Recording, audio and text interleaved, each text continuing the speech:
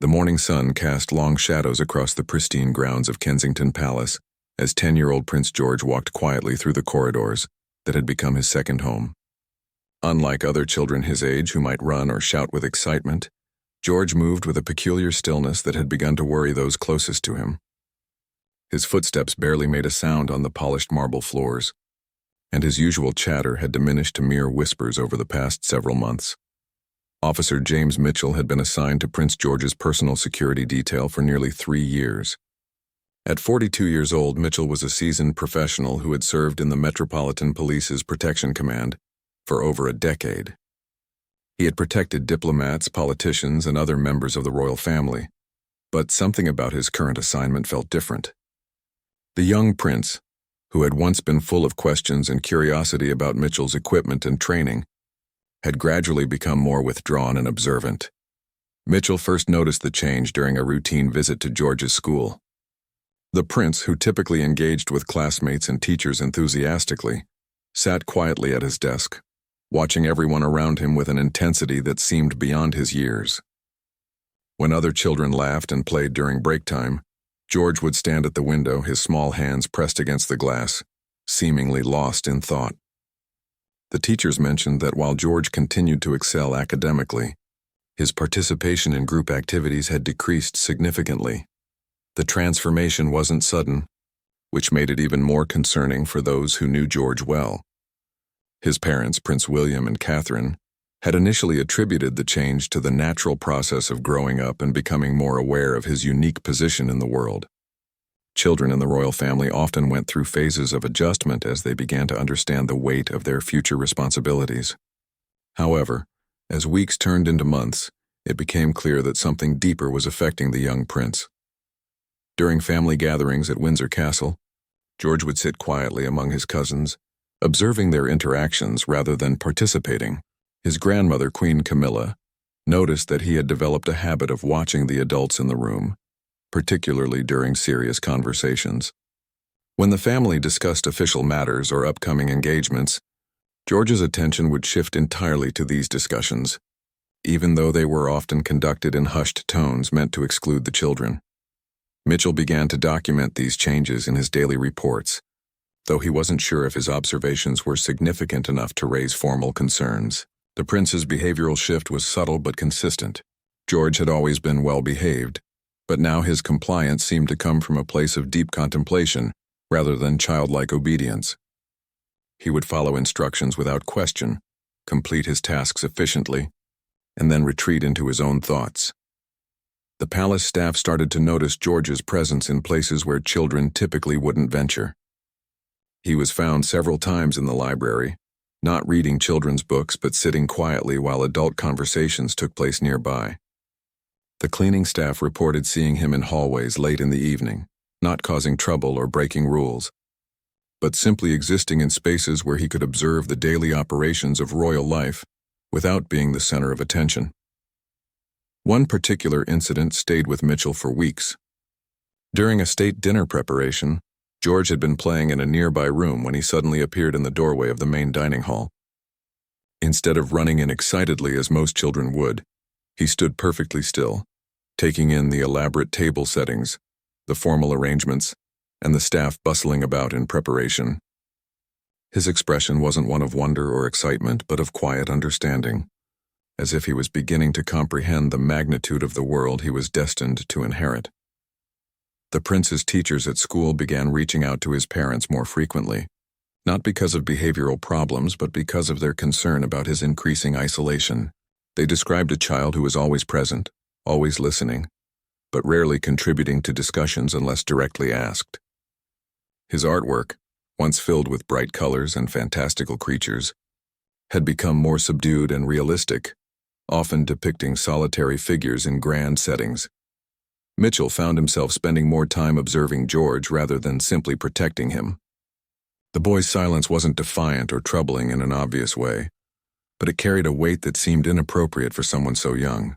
During car rides to official events, George would sit quietly, watching the crowds that gathered to see the royal family.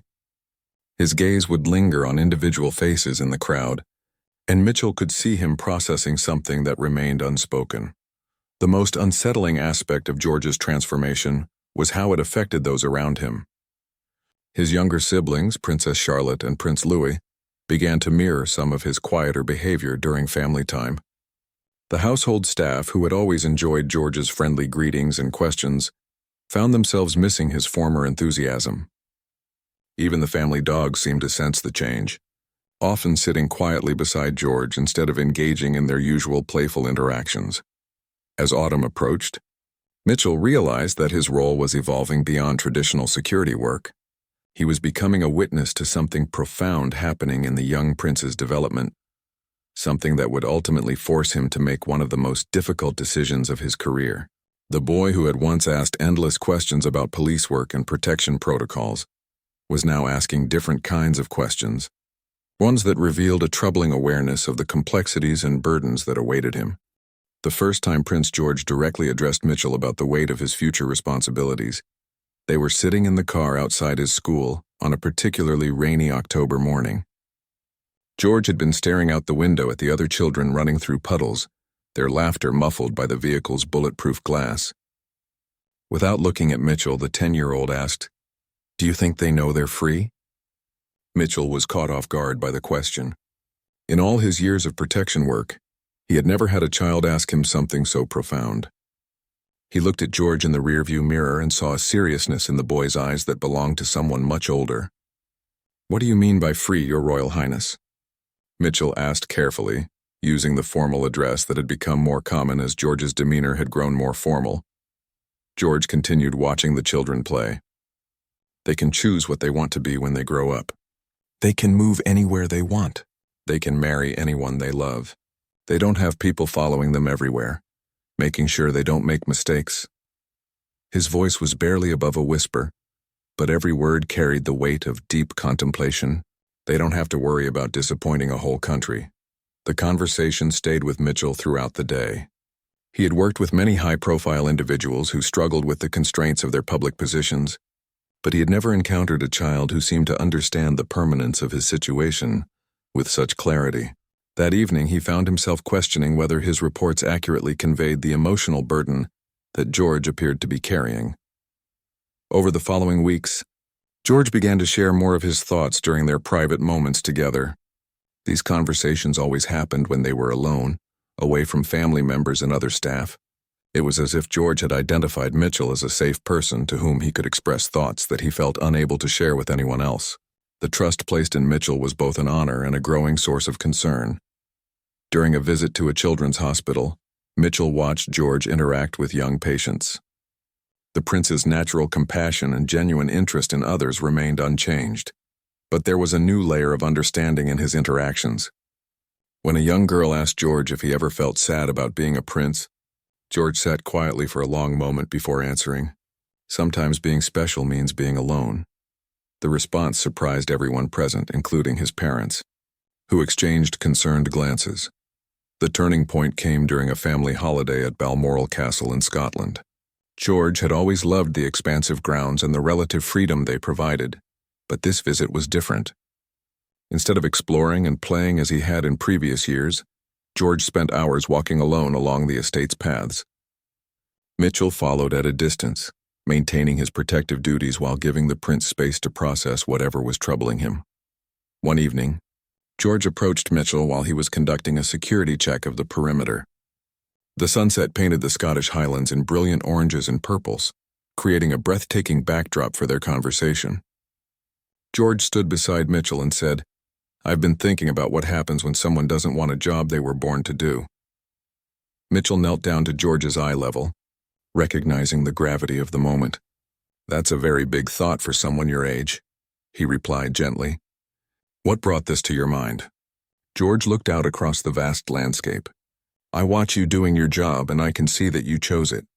You trained for it, you wanted it, and you can leave it if you decide to do something else. But I was born into my job, and there's no training that can prepare me for it, and I can never leave it." He paused, picking up a small stone and rolling it between his fingers. "Sometimes I wonder if the people who have to protect me understand how trapped that makes me feel." The word "trapped" hit Mitchell like a physical blow. He had spent years ensuring George's safety, But he had never considered that his very presence might be a constant reminder to the young prince of his lack of freedom. That night, Mitchell called his supervisor to discuss his growing concerns about George's emotional well-being, but he found it difficult to articulate exactly what was troubling him. The conversation with his supervisor, Chief Inspector Sarah Adams, took place in a secure office at Scotland Yard.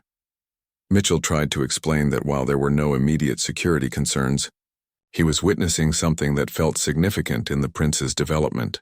Adams listened carefully but ultimately concluded that Mitchell might be overthinking his observations. "Children go through phases," she said. "Royal children especially need time to adjust to their roles. Your job is to keep him safe, not to analyze his psychological development." But Mitchell couldn't shake the feeling that something important was happening, something that required more attention than anyone was willing to give it. He began to research child psychology and development, trying to understand whether George's behavior fell within normal parameters for a child in his unique position. What he learned only increased his concerns. Children who carried adult responsibilities or who felt overly burdened by expectations often exhibited exactly the kind of withdrawal and premature maturity he was observing in George. When they returned to London, George's behavior became even more pronounced. He began asking Mitchell detailed questions about his career, his family, and his choices in life. These weren't casual conversations, but seemed to be George's way of understanding what freedom looked like from an adult perspective. "Do you have children?" George asked one day, when Mitchell said he had 2 daughters. George wanted to know what they planned to be when they grew up, how they made decisions, and whether they ever felt pressured to follow a particular path. The questions revealed George's growing awareness of the contrast between his life and the lives of others his age. He wasn't resentful or angry, but he was clearly processing the reality of his situation in a way that seemed beyond his emotional capacity to handle alone. Mitchell began to feel that his role as protector was expanding into something he hadn't been trained for and wasn't sure he could manage appropriately. The crisis that would ultimately change everything began on a seemingly ordinary Tuesday morning in November. George had been particularly quiet during breakfast, pushing his food around his plate while his siblings chatted about their plans for the day. Prince William had left early for an official engagement, and Catherine was reviewing her schedule with her private secretary when George approached Mitchell in the hallway outside the family's private apartments. "I need to ask you something important," George said, his voice carrying an urgency that Mitchell had never heard before. "But I need you to promise me you'll give me an honest answer, not just what you think I want to hear." Mitchell felt a knot forming in his stomach. Something in George's tone suggested that this conversation would be different from their previous discussions. They moved to a quiet sitting room where they often had their more serious talks. George sat in his usual chair, but instead of his typical thoughtful posture, he was rigid with nervous energy. "I've been watching you for a long time," George began, "and I can see when you're worried about me. I can see it in your face when I say certain things, and I can tell when you're writing about our conversations in your reports." Mitchell was stunned by George's perceptiveness. The boy had been observing him just as closely as he had been observing George. George continued, "I know that being a prince means I'll never have privacy the way other people do. I know there will always be people watching me, protecting me, reporting on what I do and say. But I need to know something from you, because you're the only person who's been honest with me about difficult things." He paused, taking a deep breath. "Do you think I have any choice at all about my life?" The question hung in the air between them. Mitchell realized that George wasn't asking about the theoretical possibilities of abdication or renunciation that existed in constitutional law. He was asking whether, as a practical matter, he had any real agency over his own existence. Mitchell looked into the eyes of this 10-year-old boy and saw someone grappling with concepts that most adults struggled to understand. Mitchell chose honesty over comfort. "I think your choices are very limited compared to other people your age, and they will probably become more limited as you get older, not less." George nodded, as if this confirmed what he had already suspected. "But I also think that within those constraints, you might find ways to make your life meaningful to you, even if it's not the life you would choose if you could start over." George was quiet for a long time, staring out the window at the London skyline. When he spoke again, his voice was different, older somehow. "I don't think I want to do this anymore," he said simply. "I don't want to be watched all the time. I don't want every word I say to be analyzed and reported. I don't want to spend my whole life being careful not to disappoint people I'll never meet." Mitchell felt his professional world shifting beneath him. He was trained to handle physical threats, security breaches, and emergency situations. He had no preparation for a conversation in which the person he was protecting expressed a desire to escape from the very life that made protection necessary. "George," he said gently, "these feelings you're having are understandable, but they're also something you should discuss with your parents." "I can't talk to them about this," George replied immediately. "They've already given up their freedom for this life. Papa could have been anything he wanted, but he chose to marry Mama and accept his role. They made that choice together. But I never got to choose. And they can't understand what that feels like because they don't remember what it was like before they chose this life." The sophistication of George's analysis was both impressive and heartbreaking. Mitchell realized that the boy had been thinking about these issues far more deeply, and for much longer than anyone had recognized. George wasn't having a temporary crisis or a childhood phase of rebellion. He was experiencing what amounted to an existential crisis about his identity and future. Over the next few days, George's behavior became increasingly concerning. He fulfilled his obligations and maintained his usual polite demeanor in public, but privately, he seemed to be withdrawing even further from those around him. Mitchell noticed that George had stopped asking questions about his work or showing interest in the security procedures that had once fascinated him. Instead, George seemed to be studying Mitchell's reactions to situations, as if he were trying to understand how someone made the decision to leave a job. The breaking point came during a visit to a primary school where George was scheduled to participate in a reading program with younger children.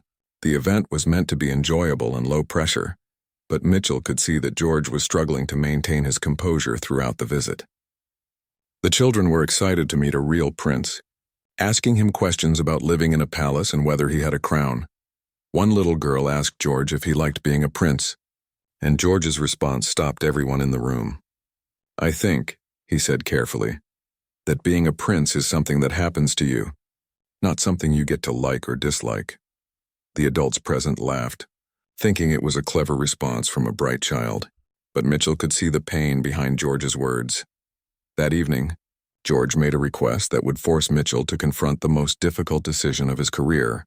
"I want you to teach me about your job," George said. "Not the protecting part, but the part about making your own choices. I want to understand how someone decides to stop doing something, even when other people are counting on them to keep doing it."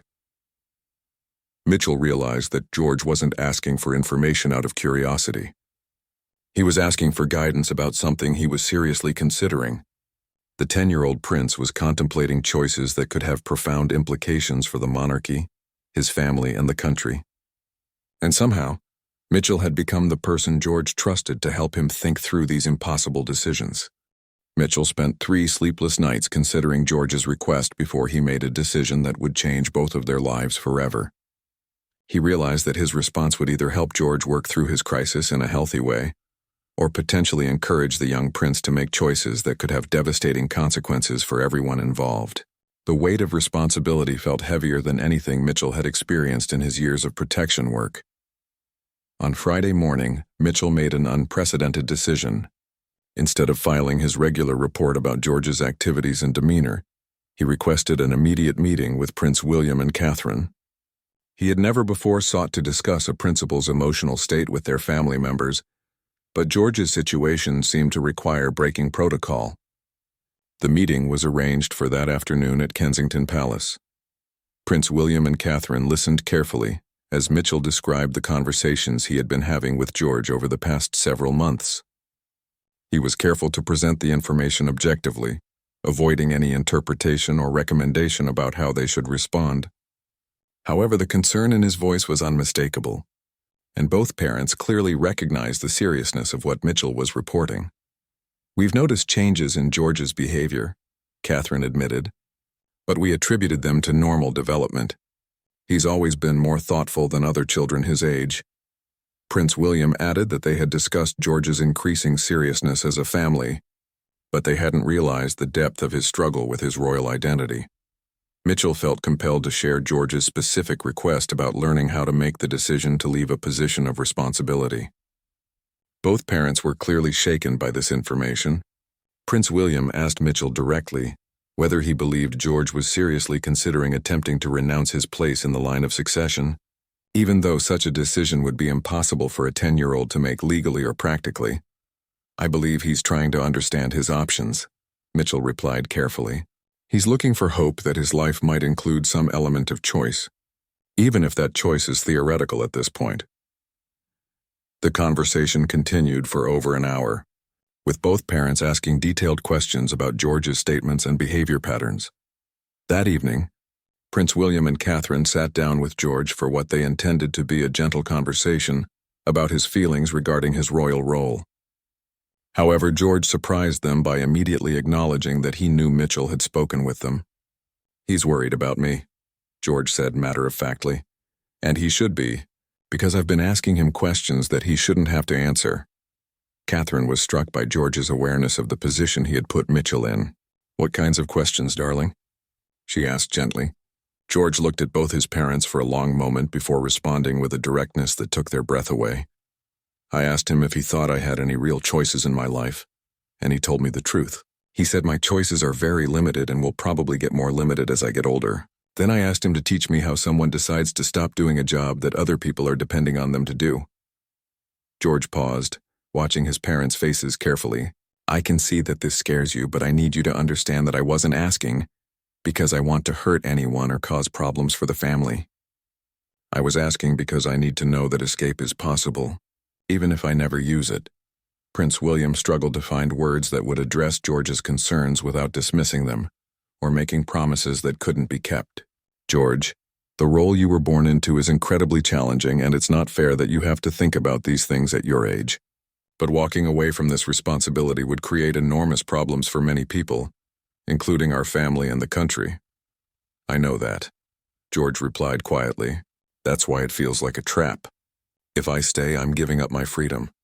If I leave, I'm hurting people I love and disappointing millions of people I'll never meet. Either way, I lose something important." The sophistication of his analysis left both parents speechless. Over the weekend, George's conversation with his parents led to a series of family meetings that included grandparents, advisors, and senior palace staff. Everyone agreed that George needed additional support to help him process his feelings about his role, but there was disagreement about what form that support should take.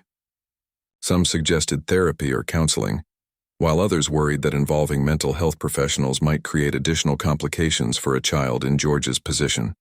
Meanwhile, Mitchell found himself in an increasingly difficult situation. George continued to seek him out for private conversations, but now these talks carried an added weight because both of George's parents were aware of their content. Mitchell felt torn between his loyalty to George, his professional obligations, and his growing conviction that the situation required intervention beyond his capabilities. The decisive moment came on Monday morning when George made a statement that forced everyone to confront the reality of what they were dealing with. He approached Mitchell before school and said, "I've decided that I want to try living as a normal child for a while, to see what it feels like to make my own choices. I know I can't really stop being a prince, but I want to stop acting like one for a few weeks. I want to see what happens if I just say no when people tell me what to do." Mitchell realized that George wasn't talking about a temporary rebellion or a phase of testing boundaries. The boy was planning to actively resist his royal role as a way of asserting some control over his life. This wasn't something Mitchell could handle through conversation or reporting. George was moving toward actions that would create a genuine crisis for his family, and potentially for the institution of the monarchy itself. That evening, Mitchell made the most difficult decision of his career. He submitted his resignation from George's security detail, effective immediately. His resignation letter was brief but clear. He felt that his continued presence in George's life might be enabling the young prince to avoid the family conversations and professional support that he desperately needed. Mitchell recommended that George be assigned a new protection officer who could maintain appropriate professional boundaries, while George received help working through his crisis. The news of Mitchell's resignation sent shockwaves through the palace hierarchy and created an immediate crisis management situation. Chief Inspector Adams called an emergency meeting to understand why one of their most experienced officers was abandoning a high-profile assignment without warning. Mitchell's explanation was unprecedented in the history of Royal Protection Services, and it forced everyone involved to confront questions they had never previously considered. When George learned about Mitchell's resignation, his reaction was more intense than anyone had anticipated. Rather than anger or sadness, George experienced what appeared to be a complete emotional breakdown. For the first time in months, his carefully maintained composure cracked completely. He locked himself in his room and refused to come out, speak to anyone, or eat for an entire day. Catherine sat outside George's door for hours, trying to coax him into opening it or at least responding to her voice. When he finally spoke, his words were muffled by tears and exhaustion. "He left because I made him choose between helping me and doing his job properly," George said. "I turned him into someone who had to break the rules, and now he's being punished for caring about me." The accuracy of George's assessment was disturbing to everyone who heard it. Mitchell had indeed been placed in an impossible position, forced to choose between maintaining professional boundaries and responding to a child who desperately needed support. George's understanding of the adult complexities involved in Mitchell's decision demonstrated a level of emotional intelligence that was both impressive and heartbreaking. Prince William spent the evening on the phone with Mitchell, trying to understand exactly what had led to his resignation and whether there was any way to resolve the situation without losing an officer who had developed such a crucial relationship with George. Mitchell was honest about his belief that continuing in his role would not serve George's best interests in the long run. "The prince needs help that I'm not qualified to provide," Mitchell explained. "He's asking questions and making statements that suggest he's in genuine psychological distress. My presence has become part of the problem because he's using our conversations as a substitute for getting professional help. I can't continue to enable that dynamic." The conversation with Mitchell helped Prince William understand that George's crisis was more serious than the family had initially recognized. Plans were immediately put in place for George to begin working with a child psychologist who specialized in working with young people in unique circumstances. However, finding someone with the appropriate security clearance and expertise proved more challenging than expected. During the 3 days between Mitchell's departure and the arrival of George's temporary new protection officer, George's behavior became increasingly concerning. He fulfilled his basic obligations, attending school and family meals, but he seemed to have retreated completely into himself. His teachers reported that he was no longer participating in class discussions or interacting with classmates during breaks. Most troublingly, George began testing the boundaries of his situation in small but significant ways. He would walk slightly ahead of his temporary protection officer, forcing them to hurry to keep up. He would change direction suddenly during walks, creating minor security complications. These weren't dangerous rebellions, but they were clear attempts to assert some control over his environment. The new protection officer, Sergeant Lisa Torres, was experienced and professional, but she lacked the relationship foundation that Mitchell had built with George over 3 years. George's interactions with Torres were polite but distant, and it became clear that he wasn't going to develop the same level of trust with his new protector. George's first session with child psychologist, Dr. Rachel Morrison, took place at a private clinic in central London. The session lasted 90 minutes, much longer than initially planned, and Dr. Morrison emerged with concerns that mirrored those Mitchell had expressed. George was articulate about his feelings and remarkably self-aware, but he was also carrying an emotional burden that seemed disproportionate to his age and circumstances. Dr. Morrison's initial assessment included recommendations for regular therapy sessions, family counseling, and what she termed modified expectations for George's public role while he worked through his crisis. The idea of reducing George's official engagements and public appearances was controversial within palace circles, but Dr. Morrison argued that the alternative might be a much more serious breakdown. Meanwhile, Mitchell struggled with his own emotional response to leaving George's protection detail. He had spent 3 years developing a professional relationship that had evolved into something more complex and meaningful than he had expected. Knowing that George was struggling and feeling abandoned by his departure created guilt that affected Mitchell's ability to focus on his new assignments. The situation reached a turning point when George made a direct request to his parents that surprised everyone involved. Rather than asking for more freedom or fewer responsibilities, George asked if he could write a letter to Mitchell. He wanted to thank Mitchell for his honesty and to let him know that he understood why the resignation had been necessary. Prince William and Catherine agreed to allow George to write the letter, which would be reviewed before being delivered. George's letter was brief but mature, expressing gratitude for Mitchell's protection and acknowledging that their conversations had helped him understand his feelings, even if they couldn't solve his fundamental situation. The letter concluded with a statement that revealed how much George had grown from his interactions with Mitchell. "I know now that sometimes caring about someone means making decisions that hurt in the short term, but help in the long term. I think that's what you did for me, and I want you to know that I'm not angry with you for leaving. I'm grateful that you cared enough to do what you thought was right, even when it was hard." Mitchell's response to George's letter was equally thoughtful and mature.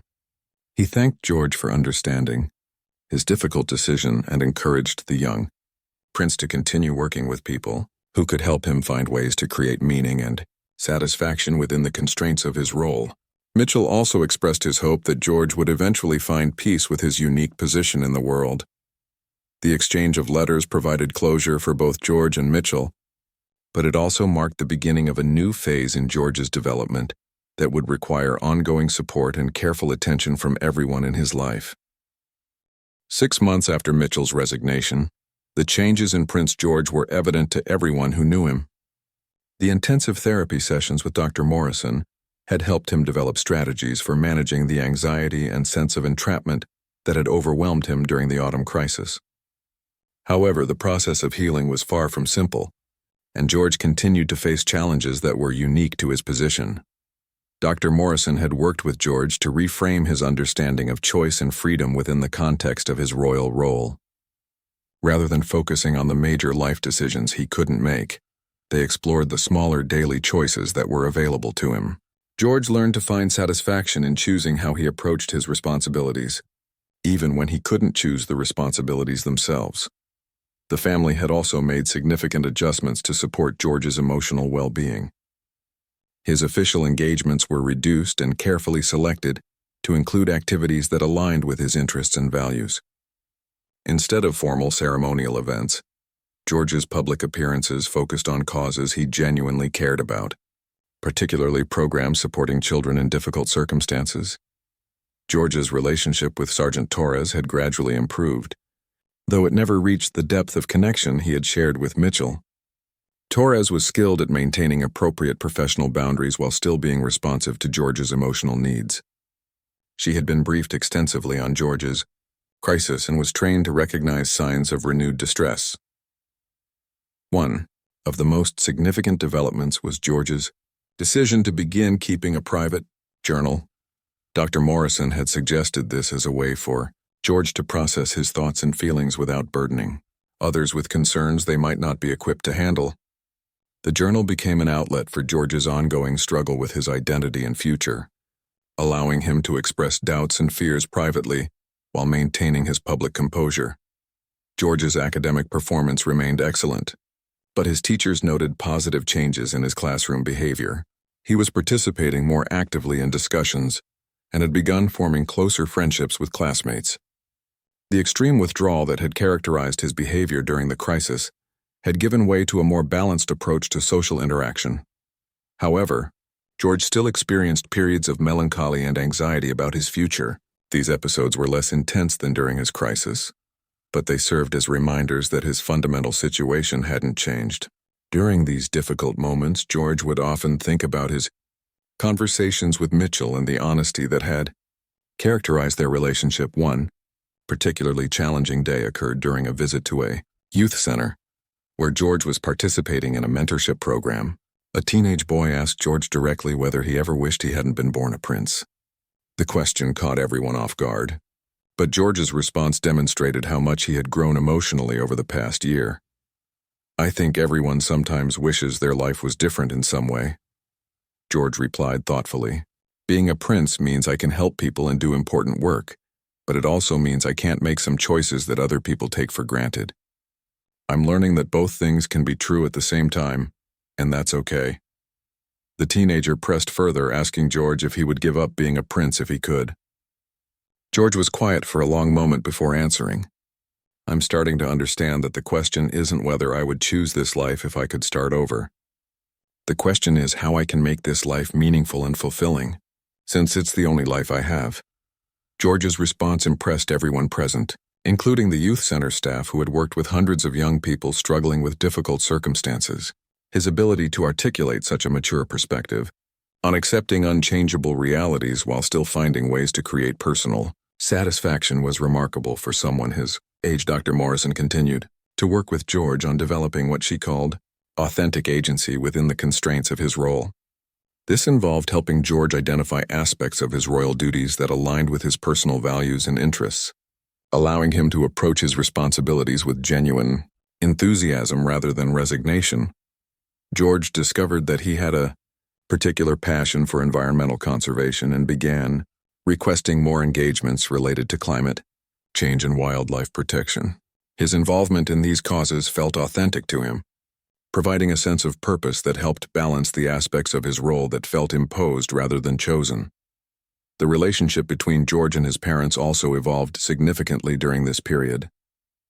Prince William and Catherine made deliberate efforts to include George in age-appropriate discussions about family decisions and royal duties. While they couldn't offer George complete freedom of choice about his future, they could ensure that he felt heard and valued within the family structure. George began expressing appreciation for the unique opportunities his position provided, particularly his ability to meet interesting people and learn about important issues affecting the world. He started viewing his platform as a tool for positive impact, rather than simply a burden he was required to carry. During one of their regular family discussions, George made a statement that demonstrated how profoundly his perspective had shifted since his crisis. "I've realized that everyone has constraints in their lives," he told his parents. "Mine are just more visible and permanent than most people's. But within those constraints, I still get to decide who I want to be and how I want to use the opportunities I have." The transformation wasn't complete, and George continued to have moments of frustration and sadness about the limitations of his situation. However, he had developed healthy coping mechanisms and support systems that helped him navigate these challenges without falling into the despair that had characterized his earlier crisis. The experience had taught him valuable lessons about resilience, acceptance, and finding meaning within difficult circumstances. 2 years after Mitchell's resignation, an unexpected opportunity arose that would bring closure to one of the most emotionally complex chapters in Prince George's young life. Mitchell had been promoted within the Metropolitan Police and was receiving a commendation for his years of service in royal protection. The ceremony was taking place at Scotland Yard, and through careful coordination between palace staff and police administration, arrangements were made for George to attend and present the award. The reunion between George and Mitchell was carefully planned to ensure it would be positive for both of them. Dr. Morrison had worked with George to prepare for the meeting, helping him process his feelings about seeing Mitchell again and establishing clear expectations for their interaction. George, now 12 years old and visibly more mature, approached the reunion with a combination of excitement and nervousness. When George and Mitchell saw each other again for the first time since the resignation, both were struck by how much had changed. George had grown taller and carried himself with increased confidence, while Mitchell appeared more relaxed than he had during the challenging final months of his assignment to George's detail. Their initial greeting was formal, appropriate to the public setting, but their mutual warmth was evident to everyone present. During the award presentation, George spoke briefly about Mitchell's service, praising his dedication, professionalism, and integrity. However, those who knew the history between them could hear additional layers of meaning in George's words. When George mentioned Mitchell's courage in making difficult decisions that prioritized the well-being of those he served, it was clear he was referring to the resignation that had initially felt like abandonment, but had ultimately proven to be an act of care. After the ceremony, George and Mitchell were given a few minutes to speak privately. Their conversation was brief but meaningful, allowing both of them to acknowledge how their relationship had affected their respective lives. George thanked Mitchell again for his honesty during those difficult months, and Mitchell expressed his pride in how George had worked through his crisis and continued to grow. Mitchell was particularly struck by George's composure and the genuine enthusiasm he displayed when discussing his recent involvement in environmental conservation work. The young prince spoke passionately about a youth climate summit he had attended and his plans for future advocacy work. It was clear that George had found ways to create personal meaning within his royal role, exactly as Mitchell had hoped would happen. George also shared with Mitchell that he had continued to think about their conversations regarding choice and freedom. "You helped me understand that freedom isn't just about being able to do whatever you want," George told him.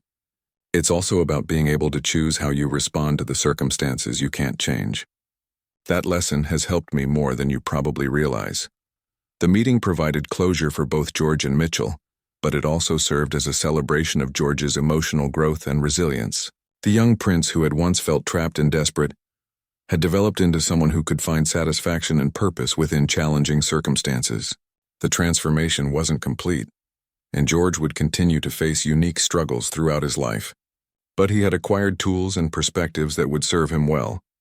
Mitchell returned to his new role with a sense of satisfaction about his decision to resign from George's detail. Seeing George's progress confirmed that his resignation, despite the pain it had caused at the time, had been the right choice for everyone involved. George had needed more support than Mitchell could provide within the constraints of his professional role, and stepping aside had allowed that support to be put in place. George's experience also led to significant changes in how the royal family approached the emotional development of young members. The crisis had demonstrated the importance of providing age-appropriate psychological support and creating opportunities for royal children to process their feelings about their unique roles. These changes would benefit George's siblings and future generations of royal children. Dr. Morrison continued to work with George, though less frequently as he developed greater independence and emotional stability. Their sessions focused increasingly on preparing George for the additional responsibilities and pressures he would face as he grew older. The foundation of self-awareness and coping strategies they had built during his crisis would prove invaluable as George navigated adolescence and young adulthood within the royal framework. George's journal writing had evolved from a coping mechanism into a meaningful creative outlet. He had begun writing not just about his own experiences, but about the people he met through his royal duties and the causes he supported.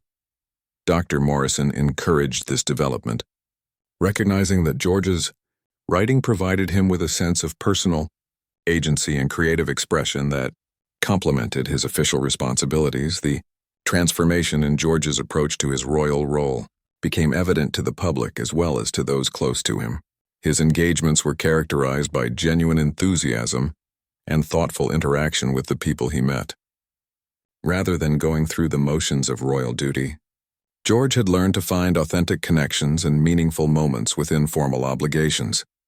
As George entered his teenage years, he occasionally experienced moments of doubt and frustration about his future, but these were manageable episodes rather than the overwhelming crisis he had faced at age 10. He had learned to view these feelings as normal responses to challenging circumstances rather than signs of personal failure or weakness. The story of George's crisis and recovery became a powerful example within royal circles of the importance of taking seriously the emotional well-being of young people in unique circumstances. It demonstrated that even those born into privilege and responsibility could experience genuine psychological distress, and that addressing such challenges required professional expertise and family support. George's relationship with Mitchell remained a positive memory that had taught both of them important lessons about honesty, care, and the sometimes painful necessity of making difficult decisions in the best interests of others. Their story illustrated how genuine concern for another person's well-being could require actions that initially seemed hurtful, but ultimately proved to be acts of love and wisdom.